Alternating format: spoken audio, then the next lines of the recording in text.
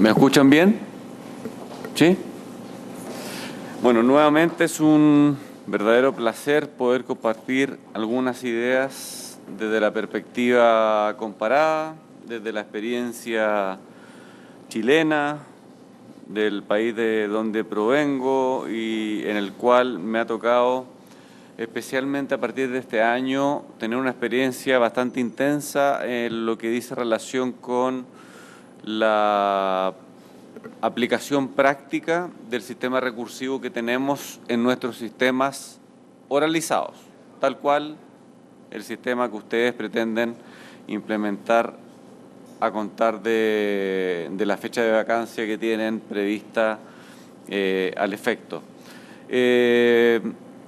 La verdad es que viendo el código muy superficialmente en el avión, el código costarricense, no me percaté de una cosa. Venía con la esperanza de encontrarme con un código como el código alemán, como el código uruguayo, como el código brasilero, como el código colombiano, como el código nicaragüense, como el código, no sé, podría seguir nombrando códigos que, no obstante, apostar por la oralidad, la inmediación, mantienen el recurso de apelación, el recurso ordinario por excelencia. Sin perjuicio de lo cual, don Álvaro me advierte, don Diego, lea bien. Ese fue el mensaje, lea bien.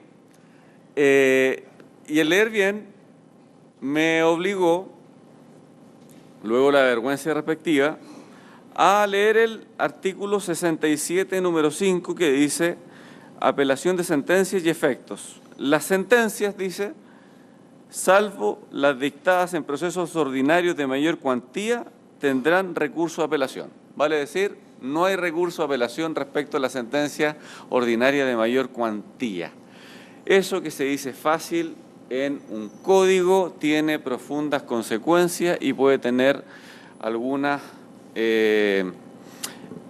manifestaciones no tan felices desde el punto de vista ya no tan solo legislativo, porque una ley lo aguanta todo, pero otra cosa es la aplicación práctica y jurisprudencial de lo que la ley señala. Por lo tanto,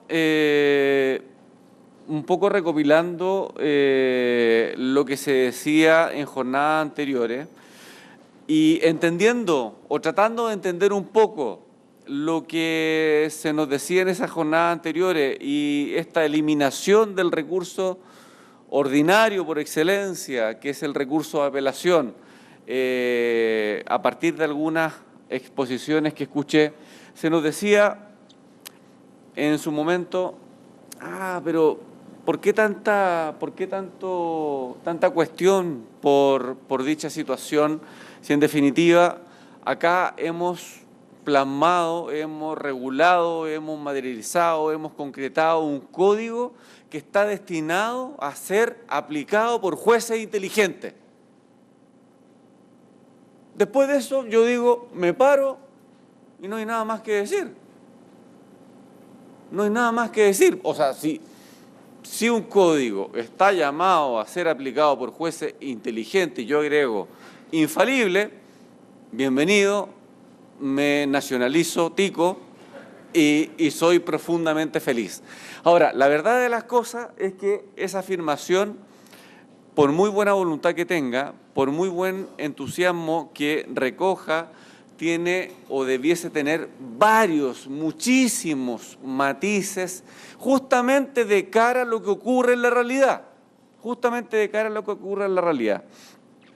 Entonces, pero no solamente veo esa visión excesivamente optimista de que jueces inteligentes van a lograr la aplicación de un código perfecto, sino que también lo veo en otras normas del Código Procesal Civil costarricense.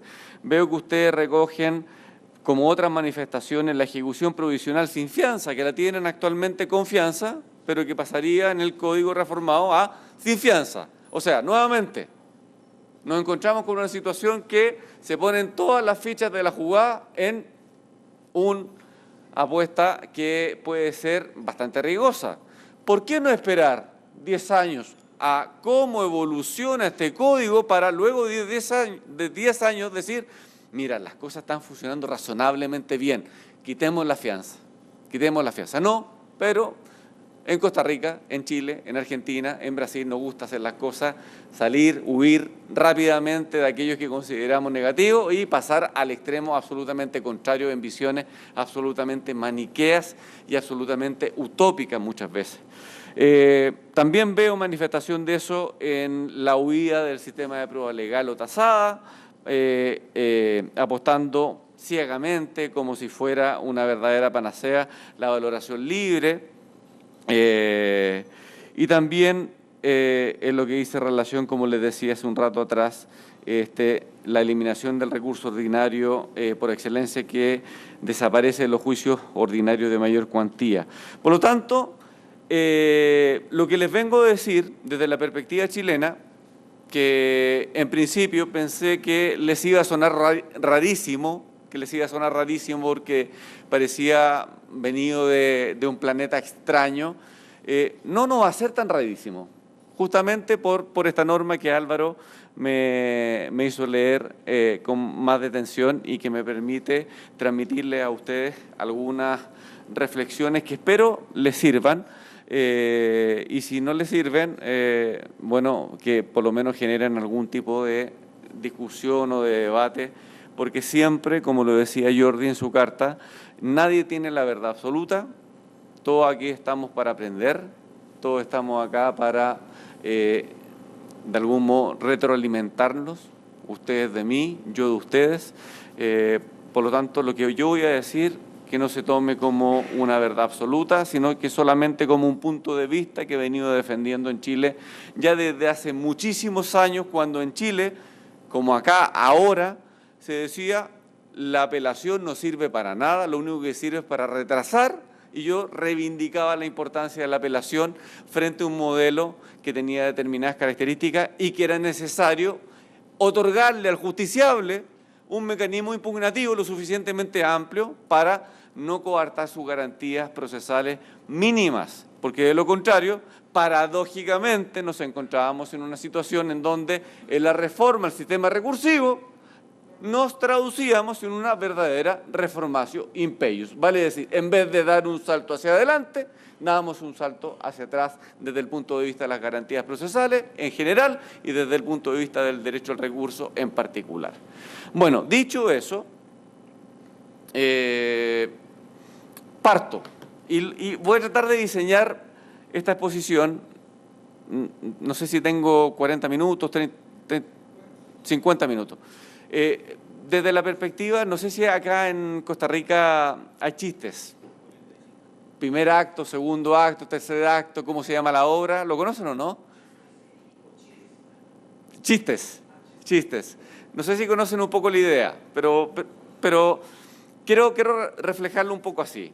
El primer acto sería entonces que Chile ha ido dejando atrás desde hace bastantes años, desde el año 2010, a partir de la entrada en vigencia de la reforma procesal penal, una verdadera huida de la escrituración y de todas sus consecuencias, vale decir, de la delegación, de la desconcentración, del sistema de prueba legal o tasada y de una serie de otras consecuencias, fundamentalmente de la invisibilidad del juez. Todo se delegaba en los actuarios. Eran los actuarios los que tenían el contacto directo y frontal con los distintos intervinientes del sistema y el juez lo único que hacía era, al final, dictar la sentencia respectiva. Subía entonces de varios problemas, entre ellos una justicia tardía. Aquí se ha repetido muchísimo. La huida, la oralidad de algún modo nos asegura apostar por una justicia más pronta, más eficiente. Entonces, uno de los problemas de la escrituración está en la justicia tardía. Además, otro problema de la escrituración está en ser un terreno fértil para maniobras dilatorias. Lo que les decía yo un poco el otro día, el papel aguanta todo, el papel no se sonroja, sin perjuicio de algunos casos excepcionales de abogados que son capaces de ir a un tribunal y en un juicio oral decir las mentiras más descabelladas y no ponerse siquiera rojo ni tartamudear en lo que están diciendo. También el sistema escrito disfrazaba bastante la ignorancia de los distintos intervinientes del sistema, cuestión que transparenta, por cierto, la oralidad. Ya no es tan sencillo plantarse en una audiencia de juicio sin estar debidamente preparado, no solamente en las destrezas que requiere la litigación oral, sino que también respecto del fondo del asunto que se va a discutir. Todo lo que dice relación con la actividad probatoria, que estaba absolutamente depreciada por la delegación que hacía el juez respecto de esa actividad, era una actividad absolutamente formalizada, absolutamente encorsetada. Yo no sé si ustedes tienen en su Código de Procedimiento Civil actual lo que se denomina la absolución de posiciones, con pliegos de posiciones, en donde dentro del pliego de posiciones existen unas preguntas que se le van a formular a la parte contraria. Pues bien, nosotros tenemos eso, que es herencia del sistema español y que pareciera que en el siglo XXI no tiene ningún sentido. Lo teníamos nosotros y pretendemos darle fin con estos procesos de reforma que estamos implementando. Había también, a propósito de lo que se ha reivindicado acá, de que hay que confiar en los jueces porque además los jueces son profundamente inteligentes. No estoy diciendo que no sean inteligentes, no estoy diciendo que no sean inteligentes. Lo único que digo es que los jueces son tan inteligentes o no tan inteligentes como los abogados y están tan expuestos a equivocarse como los abogados. Pero el sistema escrito fundamentalmente desconfiaba de los jueces y una manifestación palmaria de eso era que les decía específicamente y a priori cómo valorar cada uno de los medios de prueba. Y junto con ello el formalismo exacerbado que no se ajustaba a los desafíos del siglo XXI. Segundo acto de esta obra. Las reformas chilenas han apostado por la oralidad como la opción predominante en los procedimientos. La apuesta clara de la reforma chilena ha sido transitar desde la escrituración hacia la oralidad, entendiéndola como la mejor fórmula posible para superar los males que se asociaban a la escritura o al sistema escriturado. Entonces, de algún modo, la oralidad implica y se ha asociado en nuestro país con varias marcas positivas. No es solamente que la oralidad la entendamos en Chile como una forma de diálogo entre los distintos intervinientes. No, la oralidad es un verdadero paquete y lo vamos a explicar en la siguiente forma. Este es el paquete que implica la oralidad, o por lo menos esto es lo que se nos vende cuando hablamos de oralidad. Primero, justicia en tiempo oportuno. Si ustedes piensan en Couture, Couture hablaba, machacaba respecto a las ventajas de la oralidad en relación con llegar con la respuesta jurisdiccional en tiempo oportuno. La gente no puede esperar años para que la respuesta llegue. El trayecto procesal necesariamente debe reducirse para que la justicia de verdad pueda cumplir sus objetivos. O sea, no es que la velocidad agote el contenido de la justicia, pero sí no podemos negar que la velocidad de la respuesta jurisdiccional es un elemento especialmente caro, especialmente valioso en lo que dice relación con dar contenido a esa justicia. Segundo elemento que conforma el paquete de la oralidad, la inmediación. Por fin, los jueces están visibles. Por fin, los jueces están presentes.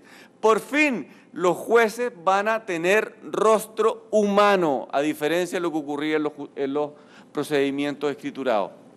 Junto con ello, la oralidad también ha implicado, conscientes de que no todo puede llegar a juicio oral, un verdadero estímulo a otros mecanismos alternativos de solución de conflictos, léase mediación, léase conciliación, léase transacción, entre otros. Por lo tanto, también junto con la oralidad ha venido un verdadero boom, una verdadera moda en donde se ha intentado instalar la ventaja o las supuestas ventajas que tendrían estos mecanismos alternativos que, si recordamos lo que decía la carta de Jordi Nieva, tiene una trampa,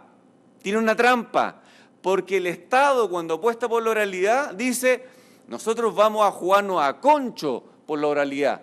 Pero resulta que a la hora de implementar esa reforma hacia la oralidad con recursos, parece que se rompió el chanchito, yo no sé cómo se dice acá, y ya no quedan muchos recursos. Por lo tanto, es necesario recurrir a estos mecanismos alternativos de resolución de conflictos, que para la sociedad entera, no sé si sucederá así acá, pero por lo menos en Chile, no significa ya lo mismo. porque el ciudadano necesita tener su derecho o el día en el juicio, necesita estar ahí. No le basta o siente que está siendo derivado a una justicia de segunda o de tercera categoría cuando lo empujan hacia la mediación o cuando lo empujan hacia la conciliación. Por lo tanto, eso hay que tenerlo con un beneficio de inventario y no caer en esta verdadera moda en la cual se ha traducido el estímulo de los mecanismos alternativos de resolución de conflictos. Otra marca de este paquete de la oralidad dice relación con la mayor responsabilidad y especialización de los sujetos del proceso. Esto es un verdadero cambio cultural. Un verdadero cambio cultural. Ya no basta con ustedes preparando el escrito respectivo en su respectivo despacho. Ustedes van a tener que ir a la audiencia y exponerse con la preparación del caso, ir verdaderamente preparados, no solamente los abogados, sino que también el juez, para poder dirigir perfectamente la audiencia. De lo contrario, esto se va a traducir en un simulacro. Por lo tanto, el cambio cultural tiene que venir sí o sí. De lo contrario, la oralidad queda solamente en un verdadero brindis al sol, en un señalamiento de expectativas, pero que no se va a traducir efectivamente en un verdadero cambio, en un verdadero salto hacia adelante y no meramente un cambio en la reforma. También la publicidad, la transparencia, que son factores especialmente importantes desde el punto de vista de un Estado democrático. Ya la justicia escriturada, que tenía como el secreto o la falta de transparencia, deja paso a esa publicidad y a esa transparencia, en la cual se gana bastante desde el punto de vista de democratizar el proceso y ponerlo a disposición de los ciudadanos, que los ciudadanos sepan cómo están actuando sus jueces, que los ciudadanos sepan, especialmente los clientes, cómo están sus respectivos abogados defendiendo sus intereses. Es una cuestión muy positiva y va a transparentar el nivel de preparación de cada uno de los intervinientes. Por eso, insisto, lo que dije hace 2 días atrás, me hubiese encantado ver este auditorio lleno, porque es necesario formarse, es necesario capacitarse, es necesario entender que las cosas, una vez que entre en vigencia la reforma procesal civil costarricense, va a cambiar para la inmensa mayoría de las personas, de los abogados, de los jueces, la forma de ejecutar la justicia. Se recupera la libertad o se libera la prueba. Se abandona en gran medida la prueba legal o tasada y se reemplaza por la valoración libre conforme a las reglas de la sana crítica. Y finalmente, todo lo que dice relación con el mayor protagonismo del primer grado. ¿Por qué?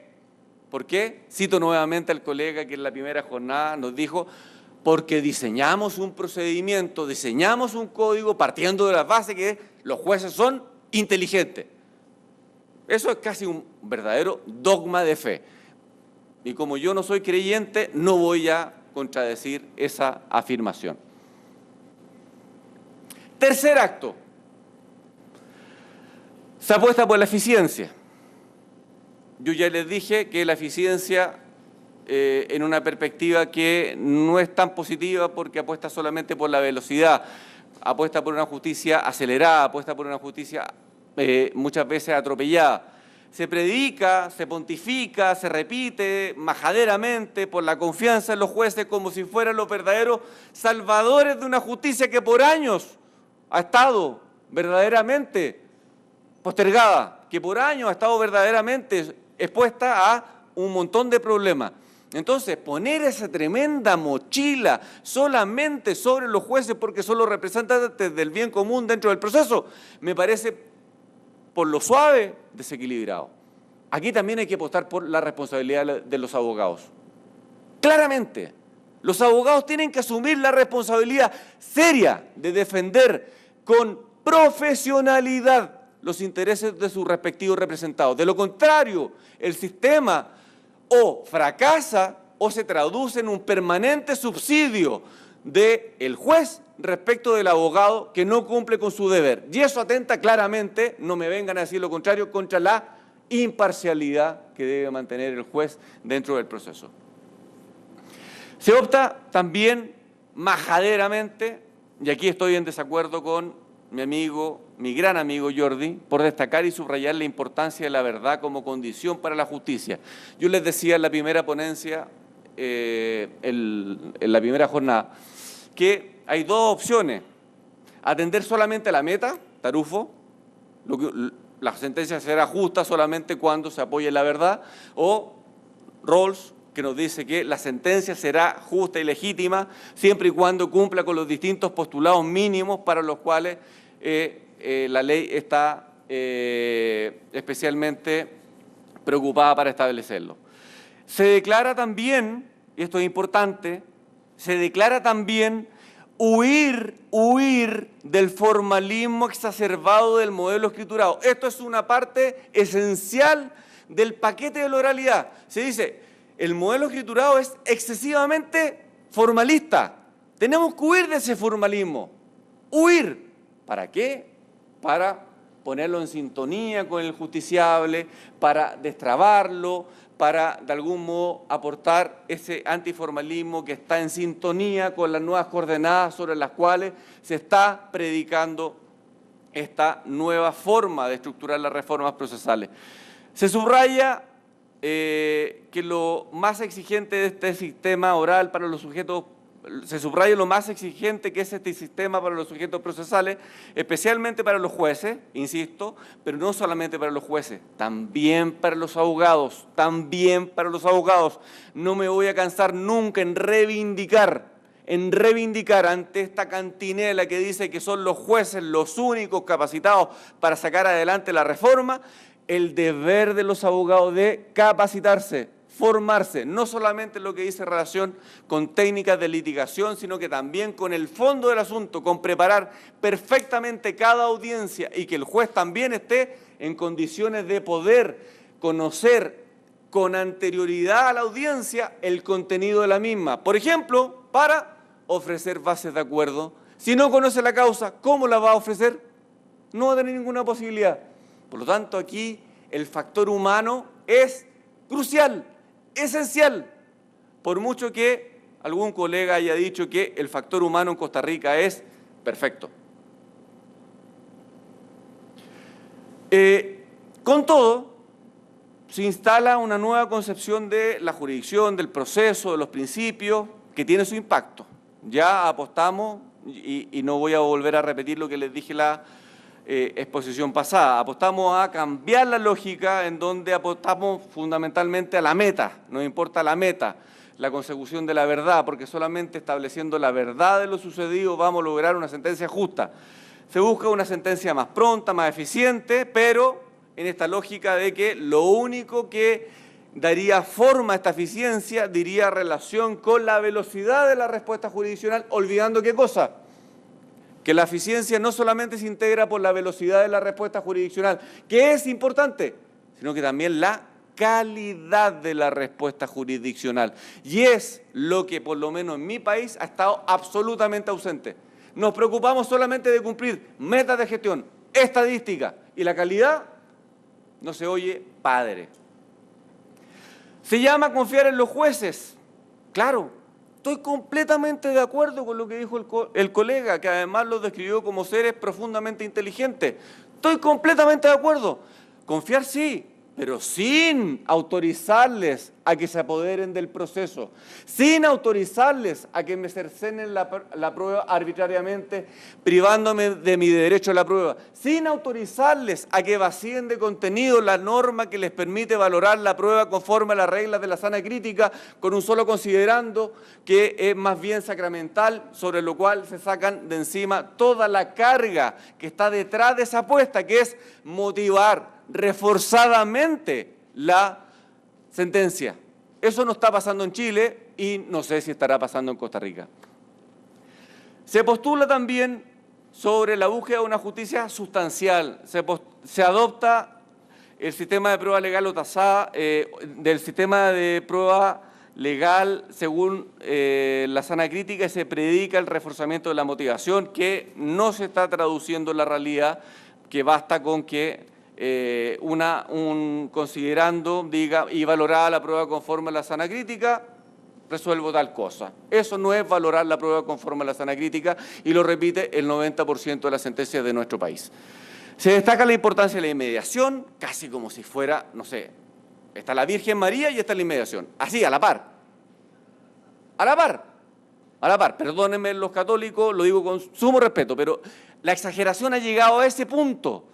La Virgen María y la inmediación están al mismo lugar. La inmediación produciría la ventaja, la posibilidad de que los resultados fueran prácticamente infalibles. ¿Por qué? Porque el juez o el tribunal colegiado, como nos advertía Álvaro, estaría en condiciones inmejorables de ver cuándo el testigo miente, cuándo el perito miente, cuándo cualquier fuente de prueba personal está diciendo la verdad o no está diciendo la verdad, y el Tribunal Superior no estaría en condiciones de hacerlo. Cuestión que, a lo adelanto, es bastante discutible si ustedes apuestan también en el código y lo implementan de verdad por un sistema de grabación audiovisual de las audiencias que permitiría perfectamente el control de lo que ocurra en la primera instancia. Han estado durante 100 años controlando vía apelación mediante expediente y no lo van a poder hacer a través de grabaciones audiovisuales. Me parece una inconsistencia, una incongruencia, una rareza que no logro entender. Se apuesta también por la oralidad y la huida del formalismo exacerbado, pero el protagonista, y aquí quiero entrar derechamente en la materia que les quiero dejar solamente como objeto de debate, se apuesta por la oralidad y añadidamente por la huida del formalismo exacerbado que caracterizaba ¿qué? Al procedimiento escriturado. Pero casualmente, paradójicamente, inexplicablemente, la respuesta que le ofrecemos al justiciable que perdió en la primera instancia está traducida no en el recurso ordinario, tradicional, de apelación, que ustedes también se lo cargaron, sino que es lo que denominamos nosotros el recurso de nulidad. No le llamamos recurso de casación, el recurso de nulidad. Recurso extraordinario, de derecho estricto, y que así lo han interpretado nuestros tribunales sistemáticamente. Por lo tanto, me llamaba la atención lo que decía el colega anterior, que la casación se interpretaría de una forma laxa. Sería una casación muy extraña, sería una casación única en el mundo. Las casaciones son el ejemplo paradigmático de recurso extraordinario y de derecho estricto. Así, aquí y en la quebrada del Ají. Sería el único país en el mundo en donde yo conozco que la casación es flexible, permite conocer de los hechos y del derecho y se traduce en una verdadera tercera instancia. Yo no lo conozco en ninguna otra parte, salvo lo que escuché esta mañana. ¿Cómo se llama la obra?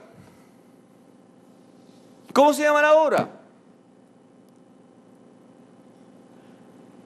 Simulacro de oralidad, utopía absoluta, crucemos los dedos porque esto resulte, pónganle el nombre que quieran, pónganle el nombre que quieran. Yo les quiero poner cómo ha sucedido esto en Chile, para que tengan un poco la idea de lo que puede suceder. Seguramente la diferencia está en que el chileno como factor humano seguramente es inferior al factor humano tico. Por lo tanto, tómenselo también con beneficio de inventario. Jueces infalibles. Se nos habla de jueces infalibles, jueces inteligentes. Este código se hizo para jueces inteligentes. ¿Qué frase más fuerte? ¿Qué frase más fuerte? ¿Y qué frase más difícil de contradecir? O sea, este código se hizo para jueces inteligentes, que no se van a equivocar. Pues bien, algo así ha ocurrido en Chile. También se ha instalado la idea de que los jueces son infalibles. Justamente por eso se restringe, se elimina la apelación y se consagra un recurso de nulidad de derecho estricto, con carácter extraordinario y con una serie de trabas formales que impiden el acceso de la gente a dicho mecanismo recursivo. Resultado, el 90% de los recursos de nulidad que se intentan en contra de las sentencias dictadas en primer grado son rechazadas. El 90% de esos recursos son rechazados. Y el 10% es acogido. De momento estamos demostrando que los jueces son absolutamente inteligentes y aciertan en el 90% del caso. Bien, vamos, sigamos. Se ha instalado una distancia importante entre lo que se prometió y se reguló. Ya se nos vendió también, ojo, se nos vendió cuando se nos cambió la apelación por el recurso de nulidad, se nos vendió que iba a ser lo suficientemente flexible, que iba a permitir conocer una amplitud de asuntos, tanto los hechos como el derecho, pero se tradujo en definitiva, tanto en la ley como en la ejecución de la jurisprudencia, en un recurso tan extraordinario, tan de derecho estricto como la propia casación que teníamos antes. Por lo tanto, nada nuevo bajo el sol. La tiranía de la agenda ha afectado todo esto, las metas de gestión, la oralidad a la chilena, lo único que importa es la velocidad, la velocidad, la velocidad, la velocidad. ¿Para qué? No me atrevo a decirlo porque me están grabando los bonos de... Ustedes saben. Combinado eso con dos factores que me parecen importantes de recalcar. La ausencia de prudencia de algunos jueces y la menor capacidad de otros jueces y abogados. Vale decir, también hemos tenido en Chile insuficientes instancias de capacitación y formación de jueces y abogados, y allí donde han existido también hemos tenido escenarios en donde ni los jueces ni los abogados repletan esas instancias para poder estar suficientemente preparados para lo que se viene. Lo que se repite como cantinela, confiar en los jueces, confiar en los jueces, confiar en los jueces. ¿Por qué? Agrego yo, porque son inteligentes. Porque son inteligentes. No estoy diciendo que no sean inteligentes, pueden haber jueces inteligentes, la mayoría son jueces inteligentes, pero también, al igual que los abogados, hay jueces flojos, ¿o no? Hay jueces que no hacen el trabajo, ¿o no? Hay jueces que les cuesta más que a otros, ¿o no? Al menos en Chile, no digo en Costa Rica, tal vez Costa Rica es el mundo ideal. ¿Cuál ha sido el resultado de esta apuesta? ¿Cuál ha sido el impacto concreto en nuestros procesos, en nuestros tribunales, con nuestros jueces? Con nuestros jueces, no jueces alemanes, no jueces noruegos, no jueces de Finlandia, con nuestros jueces, jueces chilenos, jueces latinoamericanos.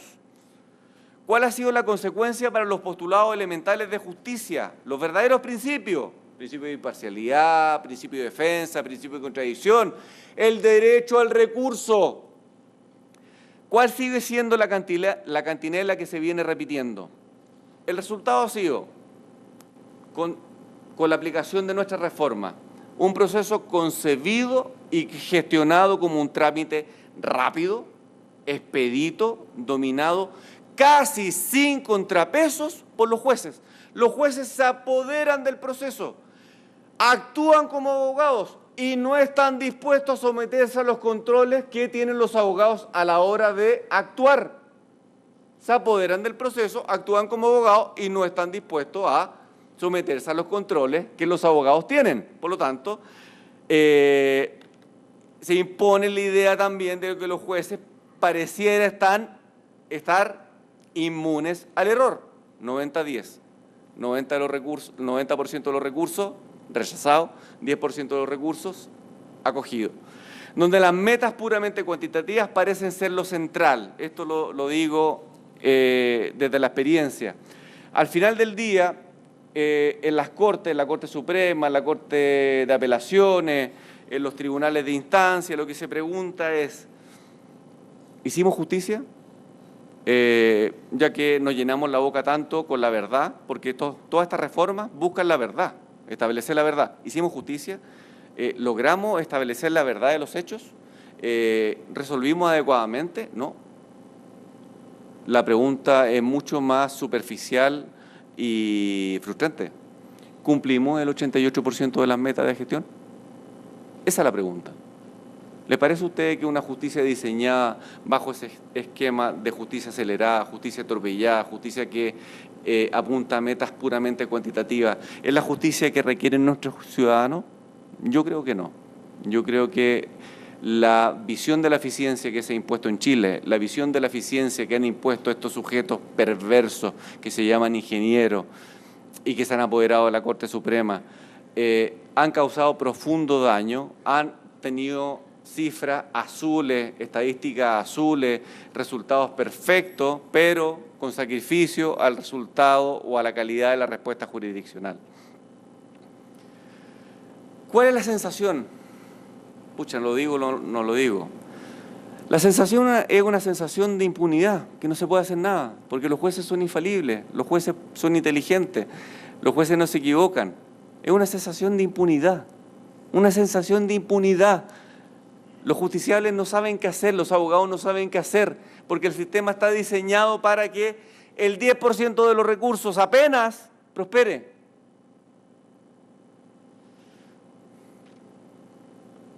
En ese esquema del 90-10, de infalibilidad, ¿qué amplitud podemos pedirle al sistema recursivo?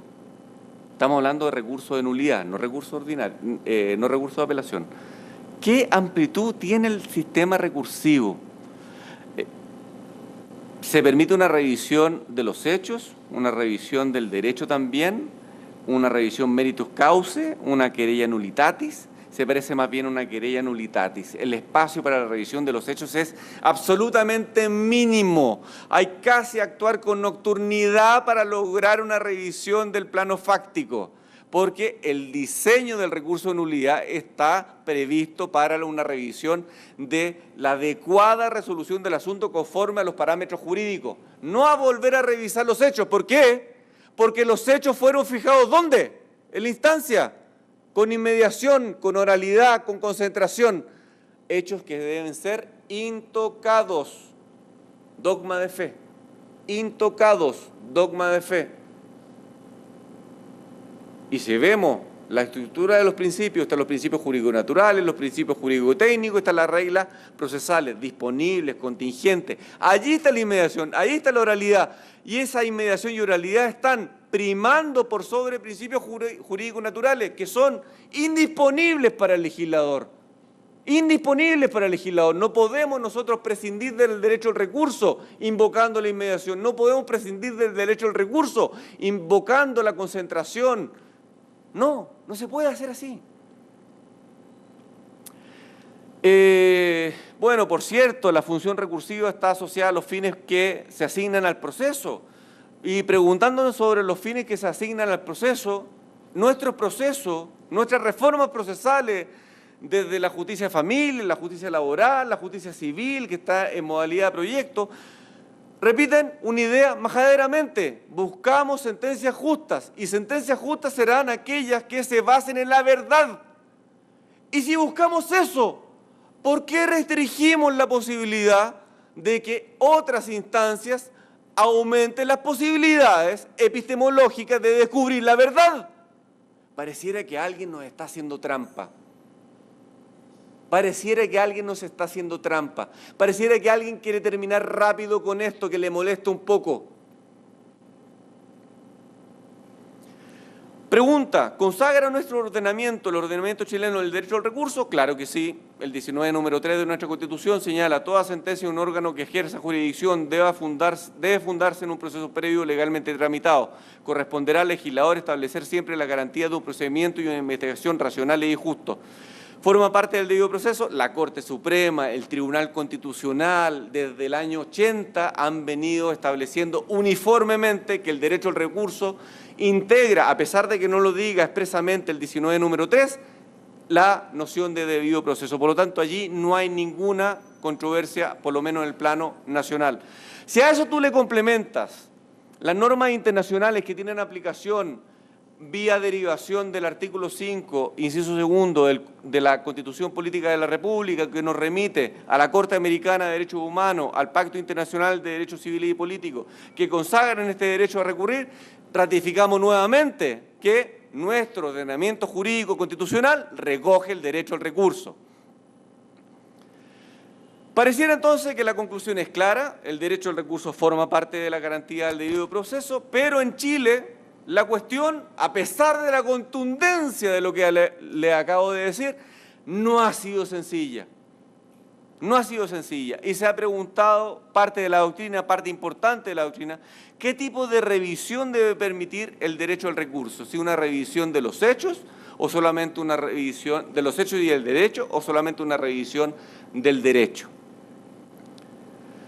La respuesta más extendida entre nosotros, por lo menos hasta el año 2010, 2011, 2012, era la siguiente: existe una total y absoluta y inconciliable incompatibilidad entre un modelo procesal que apuesta por la oralidad y la inmediación y la doble instancia o la apelación, casi como si fuera un verdadero dogma.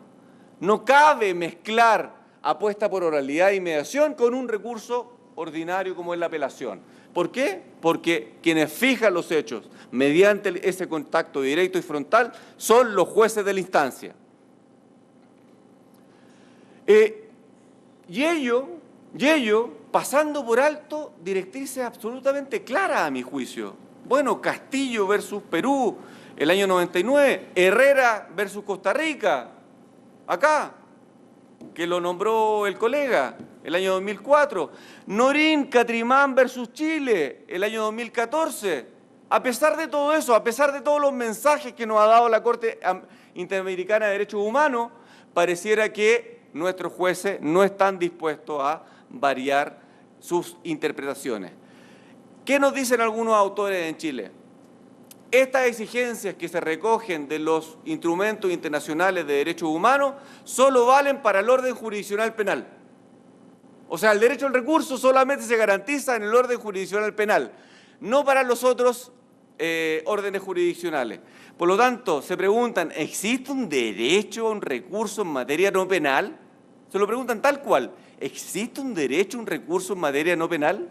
Casi lo dejan como una cuestión que debe decidir el legislador caso a caso. Pero no sobra recordar la opinión consultiva 1190 de la Corte Interamericana de Derechos Humanos, que dice: en materias que conciernen a la determinación de los derechos y obligaciones del orden civil, laboral, fiscal o de cualquier otro carácter, el artículo 8 no especifica garantías mínimas como lo hace el numeral 2 al referirse a las materias penales.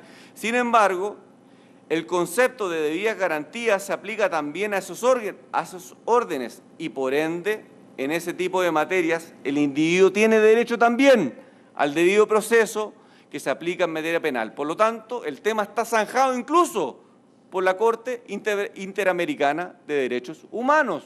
Yo no sé en qué momento nos perdimos en Chile. ¿Qué tenemos entre nosotros en el tema recursivo? Especialmente he querido traer a relación algunas manifestaciones en los juicios laborales, que son la antesala de los juicios civiles, los que vamos a aplicar. Advertencia: en los juicios laborales tenemos tribunales unipersonales y sí los resguardos del debido proceso penal, porque tienen amplísimos poderes para hacer y deshacer, tanto en el plano procedimental como en el plano sustancial, decretando prueba de oficio, metiéndose en la prueba de las partes y valorando la prueba conforme a los cánones que les acabo de señalar. No ha habido mucha vuelta con el formalismo. Esa promesa inicial de que no iba a ser un recurso formalista cayó en saco roto. Eso, a pesar de haber superado una fase crítica de inadmisibilidad el año 2010, ni siquiera llegaban los recursos a ser fallados en cuanto al fondo, se sacaban de entrada porque no cumplían con determinados requisitos formales que establecía la propia Corte. Seguimos, 90-10. ¿Y por qué les pongo un teclado? Cada uno de los intervinientes sabe qué tecla tocar para mantener esas sentencias. La sabe el que va a defender la sentencia y la saben los miembros del Tribunal Superior. Todos quieren escuchar esas teclas. Todos quieren escuchar esas teclas. Les voy a explicar por qué. Hay una mezcla de factores legales, de factores jurisprudenciales, de factores extralegales y humanos. Hay un cambio legal, se apostó por el recurso de nulidad, reemplazándolo por el recurso de apelación, pero no basta con eso. Respecto a los factores extralegales, está el 88%.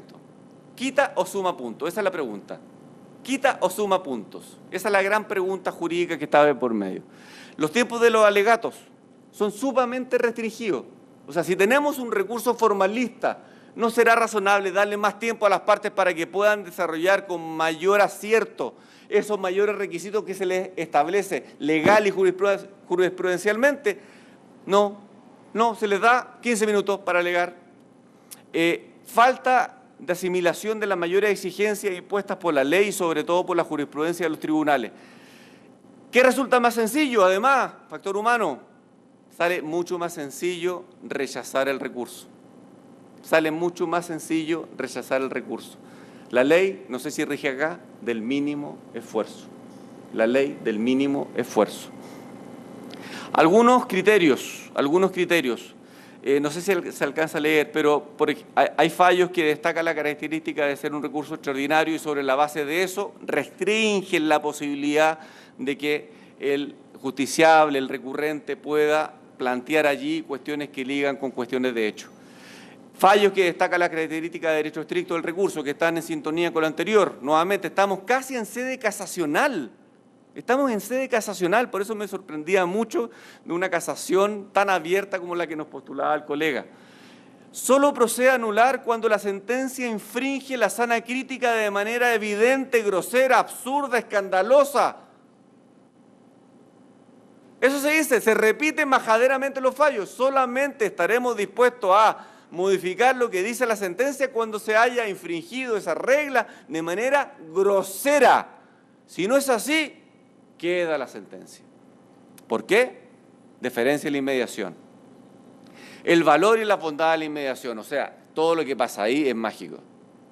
Todo lo que pasa ahí es mágico. Es imposible ponerse en el lugar de el juez en su contacto directo y frontal con las distintas fuentes probatorias. También tenemos una infinidad de fallos que dicen que es imposible para el tribunal revisar la valoración de la prueba. Entonces, ¿para qué están? ¿Para qué están? Si no es para valorar la prueba. Salvo que queramos enjuiciamientos en única instancia. Pero tomemos con valentía esa decisión. También se alude al no señalamiento de las reglas de la lógica y la máxima de la experiencia infringida, a pesar de que la ley no lo exige, la jurisprudencia lo establece. ¿Para qué? Para sacarse recursos de encima. El análisis formal de la prueba es suficiente para el rechazo del recurso. O sea, basta con que señale formalmente que hizo algún tipo de referencia a los medios de prueba conforme a los cuales sustenta su sentencia para que el resultado sea el rechazo del recurso de nulidad. Los hechos son soberanamente establecidos por el juez. Esto se repite a cada rato. Los hechos son soberanamente establecidos por el juez. ¿Por qué dejar la determinación fáctica solamente en un juez? Solamente en un tribunal.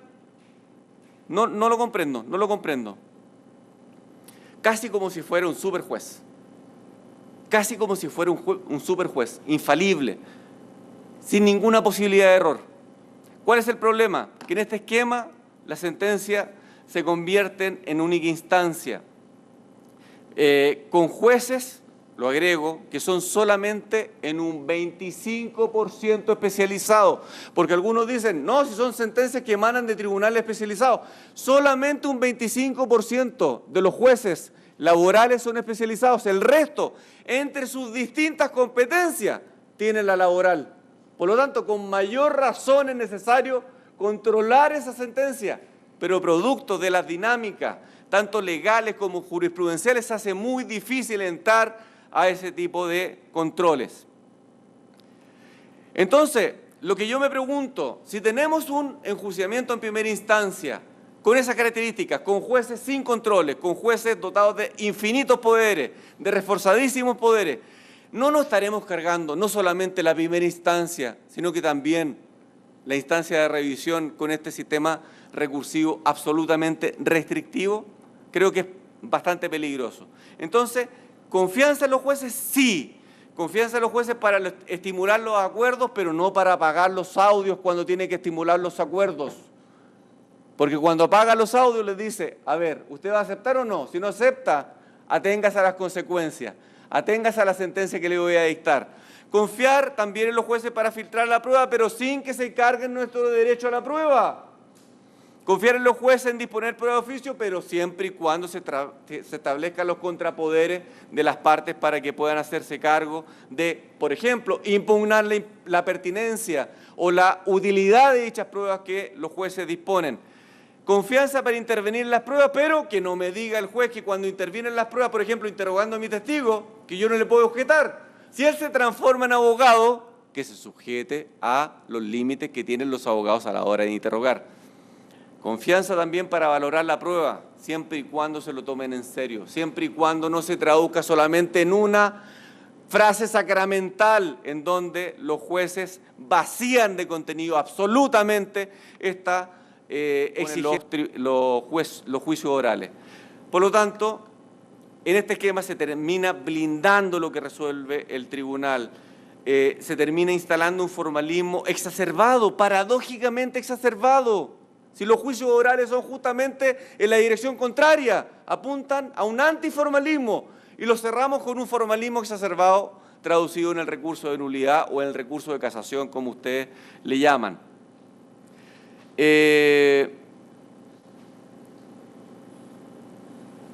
a eso se suma el 88%, insisto, sin ser majadero, la comodidad, la ley del mínimo esfuerzo, los tiempos, la agenda, la velocidad, la justicia atropellada, la justicia acelerada, casi es el peor de los mundos. Por lo tanto, casi cerrando, una cosa son las innegables ventajas de la presencia judicial en la práctica probatoria. Yo no estoy en contra de eso. Me parece fantástico que el juez pueda intervenir, no ser una estatua. No ser una estatua en los juicios orales. Tiene que intervenir, tiene que preguntar, pero siempre y cuando esté sujeto o esté dispuesto a estar sujeto a los controles de las partes. Pero otra bien distinta es atribuirle virtudes, ventajas, bondades a la inmediación que no tienen sustento racional ni científico. Por ejemplo, pretender que el juez tenga conocimientos psicológicos como para identificar cuándo el testigo está mintiendo o no, cuándo el perito está mintiendo o no. ¿Acaso los jueces son formados especialmente en conocimientos psicológicos para determinar eso? Y aún así, siendo formados, ¿son aspectos que pueden recogerse en la sentencia? ¿Que el testigo estaba tiritando? ¿Que el testigo estaba balbuceando? ¿Que el testigo estaba tartamudeando? Yo creo que no. La inmediación entonces debe dejar de ser entre nosotros una traba para una revisión lo suficientemente amplia, como lo decía Norín Catrimán contra Chile. Si bien no impugnó el instrumento legal del recurso de nulidad, dijo que el instrumento legal adecuadamente interpretado por los tribunales podía servir, pero la jurisprudencia acumulada da cuenta que ese instrumento ha sido mal utilizado. Y eso es lo que Norín Catrimán nos advierte. Es necesario que ustedes abran ese recurso en sintonía con lo que dispone la Corte Interamericana de Derechos Humanos. Vale decir, lo suficientemente amplio para revisar hechos y derechos. Así de simple. Pero hasta el día de hoy no se oye padre en relación con nuestra situación. Ya terminando, aquí hay que tener cuidado con, tratándose de los recursos, de implementar una verdadera reformatio impeius. Vale decir, en vez de potenciar las garantías de los justiciables, retroceder en ellas, con todas las consecuencias que eso tiene y con todo lo paradójico que es desde la perspectiva que si todas las reformas, incluida la reforma laboral, se llenan la boca con la necesidad de establecer la verdad de lo sucedido, no es razonable que el sistema recursivo sea tan chiquitito como el que se pretende establecer.